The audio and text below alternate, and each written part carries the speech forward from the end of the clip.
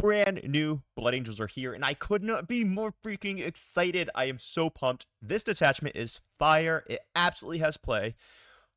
I will go ahead and not bury the lead, but I'm not convinced this is better than Liberator Assault Group, but is 100% good enough, and it is absolutely viable to be taken and played. So let's go through the Rage-Cursed Onslaught. I'm going to give you my ideas of exactly how we're going to start building this army and what units we really want to be looking for, because there's actually a lot in this detachment, and there's some really great enhancements. There's some stratagems that provide some very interesting support.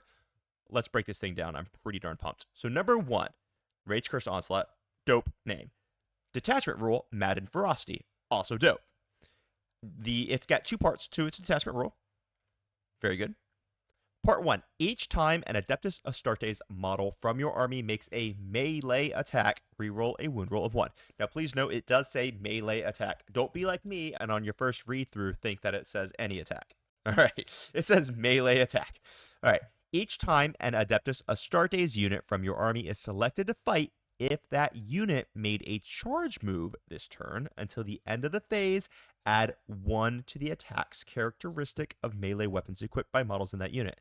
If your unit is battle shocked, add 2 to the attack's characteristic of melee weapons equipped by models in that unit instead. Now, this is a very important thing that you guys understand. It is melee, and it is good. So we have 2 parts to this whole story here, right? We've got 2 parts here. The first part is when we are just always going to be getting reroll wound rolls of 1, which is very similar to what the Lost Brethren detachment wants to be, but it's what it actually should have been. So this is just straight up good. This is a good rule. You get wound rolls of 1. Very strong. And then you get half of the detachment rule for your what do we call it? Oh my goodness gracious. What do we call it? For your Liberator Assault Group. And that is also a very good thing. So, we're happy right off the bat. Things are looking pretty solid. Now, let's go on in to the next part of everything. All right. We're going to talk about the enhancements, and I will tell you, some of these enhancements are quite spicy. Some of them are a little bit less spicy, but it's all still good. All right, it's all just still generally good, and I think we're going to get some really sick stuff here. So buckle up, buttercup. We got stuff to talk about.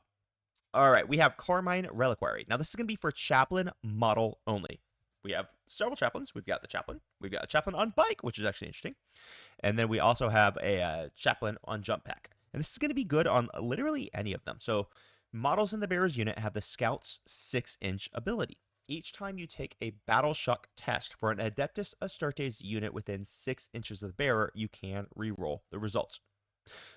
Very solid. Scout 6 is a very strong ability. A couple things immediately come to mind. This will give you the ability to scout forward a dedicated transport if you want to, say, lead, Chaplain with Blade Guard veterans. This will give you the ability to lead even Foot Death Company, although I don't think you're ever taking Foot Death Company.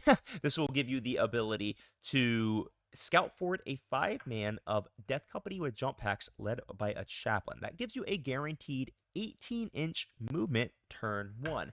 Wouldn't it be fascinating if you could also get advanced in charge, hint on that unit, and then when you charge in, you have a guaranteed way to battle shock yourself, hint. So you charge in with all of your Power Fist attacks having 5 attacks. That would be very interesting, wouldn't it? All with +1 to wound, all with even, higher strength because you're going to do something, and rerolling wound rolls of 1. That would be a very fascinating thing if I told you you could do that, wouldn't it? So it is a very interesting enhancement. Now, it's not quite as great as it could have been had it been on any Adeptus Astartes unit, but it's still a solid enhancement that is worth considering. Then we're going to have Master of the Red's Thirst. Now, this is for an Adeptus Astartes model only, so any Adeptus Astartes character, this is very flexible. Then once per battle at the start of the fight phase, the bearer can use this enhancement. If it does until the end of the phase, models in the bearer's unit have fights first. This is just good. This was great in Liberator Assault Group. This is great right here. I can pretty much guarantee you're still going to be taking the squad of 6 Blade Guard veterans led by a Chaplain who's going to take this enhancement in this detachment because it's just good. You could argue that it becomes even better than it is in Liberated Assault Group due to a few things, which we're going to get to in a moment. But this could go on a lot of things. You could put it on your Sanguinary Guard. You could put it on your Death Company, although I don't really like it on Death Company. But then we have the Sanguinary tier. This is an aura, all right? So on any Adeptus Astartes character, while a friendly Death Company unit is within 6 inches of the bearer, add 1 to the strength characteristic of weapons equipped by models in that unit. This is highly useful. Since we don't have ways to really, but since we're not getting the +1 or the +2 strength like we would from a Liberated Assault Group, we do find ourselves in an issue of like, okay, we get wound rolls of 1, but is that actually better than the +2 strength? And in most scenarios, it won't be, because +2 strength is a lot. Like in a lot of scenarios, +2 strength can actually be +2 to wound effectively.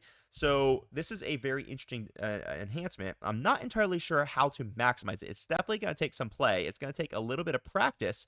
This detachment is going to take a little bit of a time to really figure out. But once you get it, that's going to be very good, because as we'll see, there will be enhancement or stratagems later on, but we'll talk about where we can really get our power fist actually back up to that strength 10 profile, which is very useful. Now, Angel's Fang. Adeptus Astartes model only. Each time the bearer makes a melee attack that targets a character, monster, or a vehicle unit, that attack has sustained hits too. Okay. Pretty good, man. Sustained hits too doesn't suck. This is effectively Rage-Fueled Warrior, like it used to be. Or not used to be, like it is in Liberated Assault Group, only it's all the time. It's not just once per game, which is just freaking good, especially when you can combine this with the ability to battle shock yourself to get +2 attacks. It's just good. It's not quite as over the top as Rage-Fueled Warrior is, but it's all the time instead of just a one-trick pony. So this is just a good enhancement. Very solid. All the valuable units that you really want sus2 against are all going to be characters, monsters, and vehicles anyway. Character units. All right, and then let's get into these stratagems. Now, these stratagems are good. They are a decent solid mix. Some of them will apply to every unit in your army, and some of them will only apply to Death Company. But as we're going to see, they're just generally good. Yeah. So, a Grim Warning for 1 CP any phase, 1 Blood Angels unit that from your army that was just destroyed while it was within range of 1 or more objective markers you controlled at the end of the previous phase.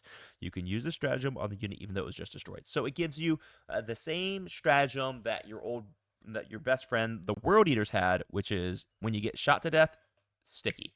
Very, very powerful stratagem to have on a melee army, because now you can put trash out when you're going into these shooting matchups. Your opponent is actually forced to come closer to you, otherwise they're just going to be giving you primary even though they kill you in shooting. So this is a very, very solid stratagem that a lot of melee armies would kill to have. It's super, super reasonable. Number 2, Limb from Limb, the fight phase. 1 Adeptus Astartes unit from your army that made a charge move this turn. Now, this is key because you do have to make a charge move. That can either be a heroic intervention in your opponent's turn, or it can be a normal charge in your own turn. Select either the strength or armor penetration characteristics of melee weapons equipped by models in your unit, and until the end of the phase, add 1 to the selected characteristic. And similarly to the way that Liberated Assault Group works, if you choose both strength and AP to be +1, you can do that, but you are automatically battle shocked. Now, here is a pretty epic way to make this combination work. Let's say we had a Fight First Chaplain who happened to be leading a squad of Blade Guard veterans. Well, I could make a charge with this squad, which will give me +2 attacks. So now that squad of Blade Guard veterans are all going to be 6 attacks each. They're +1 to wound because they're led by a chaplain. I get +1 strength, so now they go to strength 6, which is a very, very big break point for those Blade Guard veterans.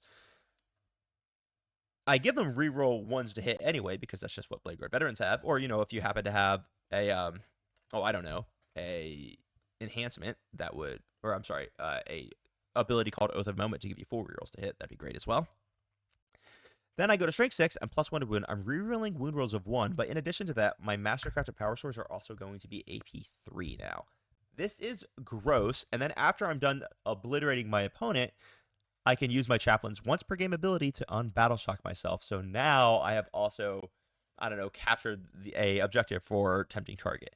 This is a very strong stratagem. It's very good. Bonus AP on demand is critically important, especially in a meta where people have to worry about, high armor save opponents. So this is awesome. We freaking love it. Armor of Contempt. Need I say more? No, I don't. Even Lily in the background wants everyone to know that Armor of Contempt is just good, and we like it. Then we've got the Deathless Duty. Now, this is a 2 CP stratagem. It is one of the less good fight on death stratagems in the game, but it is still valuable. It's a fight on death strat, as I said. So, just after an enemy unit has selected its targets, it can only be used on Death Company units. And that gives a Death Company unit fight on death. So it is restricted only to Death Company unit, which does make it just strictly worse than a lot of other 2 CP fight on death strats. But having access to fight on death somewhere is still quite good. I actually got a battle report coming up soon where I would have loved to have had this in that scenario. So it is a very, very reasonable stratagem, even though it is expensive since it's so limited to only being utilized on Death Company. But it's not something to complain about. It's just to recognize that it's going to be a little bit niche, because even though this detachment says that it wants Death Company everywhere, it doesn't necessarily really want Death Company everywhere. Although there are going to be some Death Company units specifically that we will be talking about. Then we're going to have the Insensate Rampage. For 1 CP, you're going to choose 1 Death Company unit from your army that was selected as the target of 1 or more of the attacking unit's attacks. And until the end of the phase, they get a 5-up Feel No Pain. So this is a 5-up Feel No Pain. I can really only think of about 1 unit that I'm ever going to use this stratagem on, because your Death Company are still just, T4 Marines with 3-up armor save, and they have a 6-up Feel No Pain natively. Anything that's going into that profile is probably going to wipe that profile anyway. There is 1 unit, hint Lamartes, and we'll talk more in depth about that in just a little bit, where this stratagem becomes a little bit more enticing and more attractive. So take that for what it's worth. Then we're going to have the Red Wrath. The Red Wrath for 1 CP. This is the obligatory Blood Angels Advance and Charge stratagem. So your movement phase, just after an Adeptus Astartes unit from your army advances, that Adeptus Astartes unit, until the end of your turn, your unit is eligible to either shoot or declare a charge in a turn in which it advanced, or you can go ahead and give into the Red Thirst and become Battle Shocked, and you get both. So as you can see, we've got multiple ways of Battle Shocking ourselves in this detachment, which will proc the +2 attacks on the charge. This is interesting.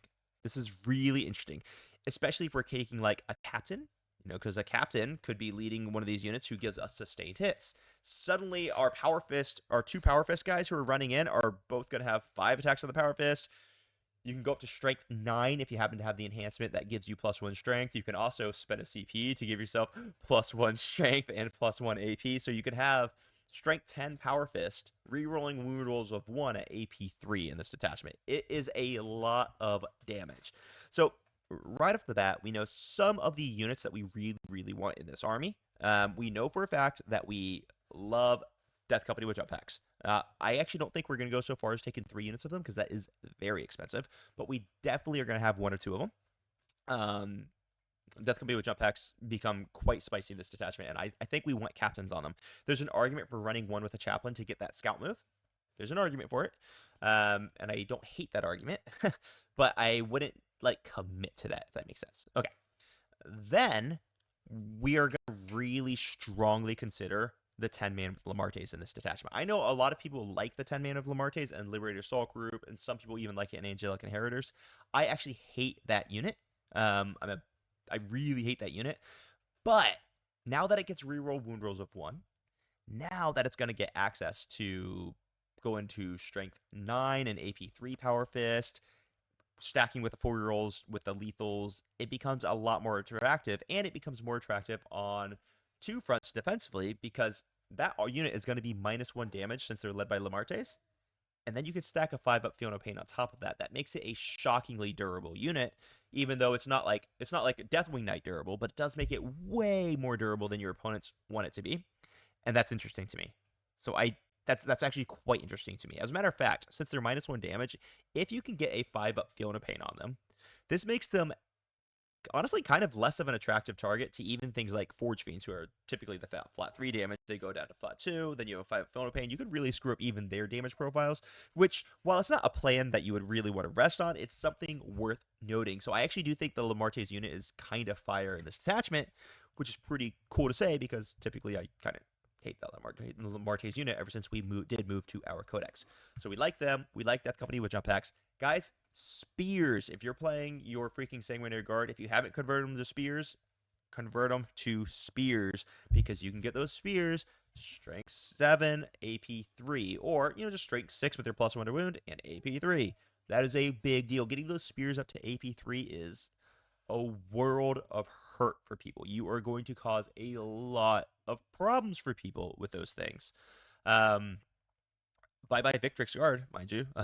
You can even get your swords, if you want to go swords, to AP 4. Bye Victrix Guard. So if people, not that I really expect Victrix Guard to be an issue anymore, because I would assume they're about to get hit really hard in the data slate in a few days here. But if they're not hit very hard in the data slate, Blood Angels are already good into them, and now they're just going to be like, bye!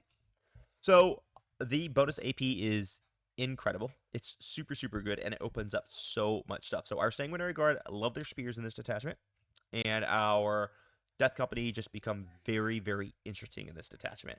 There's a few other units that I'm uncertain of. I think the Sanguinor is really, really nice in this detachment, because he still gets the bonus attack. He can even get 2 bonus attacks if he does get Battle Shocked. Of course, he'll never get Battle Shocked because he has that order to reroll Battle Shocks. But the reroll wound rolls of 1 is kind of like a blend between Angelic Inheritors and Liberator Assault Group. So I think a lot of the units that we really like over there are going to be really interesting over here as well. Obviously, we like a captain who's going to go with some Assault Intercessors, and he's going to be effectively the same thing as the Rage-Fueled Warrior was in Liberator Assault Group, just instead of having sustained hits 3 once, he's going to have sustained hits 2 more or less all the time, because that guy's always going into a monster, vehicle, or a character unit. So with that, I love the detachment. I think it's good. I think it's got some really, really interesting things in it. I'm excited to test it out. I do have a GT this coming weekend. I am going to ask the tournament TOs if I can run this detachment. The rules should be legal, but we don't have enhancement points cost. So I don't know. I'm just going to ask them straight up. I'll be like, hey, can I just make my list with, like, say 1950, and then I'll include 2 of the enhancements? We'll see what they say. They'll probably say no. But if they let me, I will run it, and I'll give you guys some initial feedbacks. So with that, guys, freaking Rage-Cursed Onslaught. I'm actually impressed. I think it's great. I didn't think that this was going to be a good detachment. GW, it was cool. I'm not sold that it's better than the Liberator Assault Group or Angelic Inheritors, but it's definitely good enough to be strongly considered. And with some playtesting, who knows? Maybe I'll change my mind. So I love it. I hope you guys are excited. I'm freaking excited. And I can't wait to see more of this Grotmas. It's been super disappointing until about 2 days ago when they started releasing the detachments. So hopefully we see some more great stuff. So all of you, stay awesome. Have an amazing Sunday. Crump on. Bye-bye.